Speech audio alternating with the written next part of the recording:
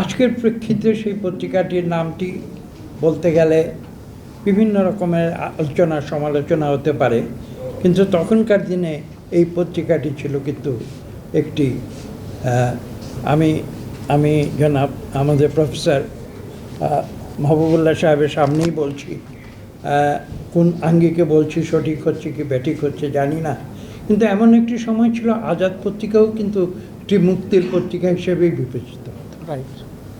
পরবর্তীকালে হয়তো আমি এটা স্বীকার করি, পরবর্তীকালে হয়তো সেই পত্রিকাটির বিবর্তন হয়েছিল। এবং সেই আজাদ পত্রিকার 60-এর দশকে তখন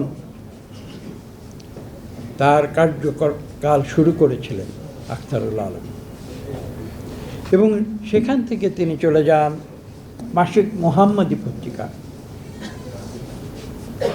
ভারপ্রাপ্ত সম্পাদকের দায়িত্ব পালন করেছিলেন। পরবর্তী যাত্রাপথ অনেক কঠিন, অনেক দুরূহ, ঘাত ও প্রতিঘাতের ভিতর দিয়ে তাকে অগ্রসর হতে হচ্ছে। এখানে খোলাখুলি কথা বলি, একসময় তিনি পয়গাম পত্রিকার সঙ্গেও যুক্ত হয়েছিলেন।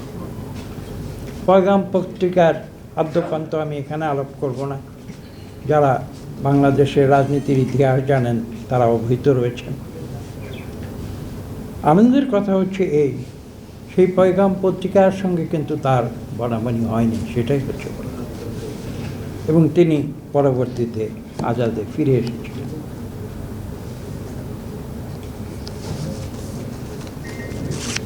একজন বক্তা বলেছেন, আমি সেটা দ্বিরুক্তি করছি, কারণ দ্বিরুক্তি যদিও রেকমেন্ডেড নয়, তারপরেও দ্বিরুক্তি করছি এই কারণে যে দ্বিরুক্তি করা প্রয়োজন হয় অনেক সময়। তিনি ছিলেন একজন প্রতিবাদী মানুষ। 1971 সালে পাক হানাদার বাহিনী যখন তৎকালীন পূর্ব পাকিস্তানের মানুষের উপরে 26শে মার্চের কালো রাতে হায়নার মতো ঝাঁপিয়ে পড়েছিল,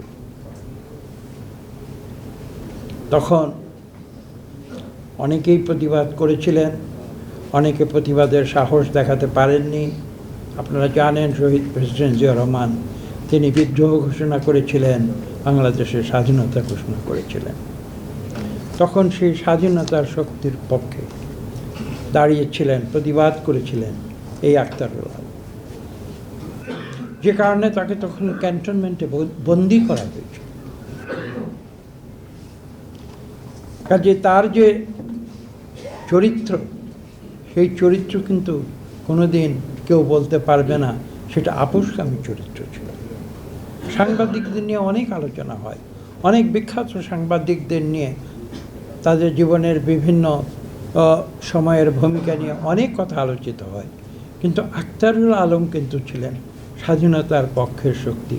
এবং আমি বিশ্বাস করি তিনি স্বাধীনতার পক্ষে গিয়েছিলেন কী কারণে? প্রতিবাদের কারণে।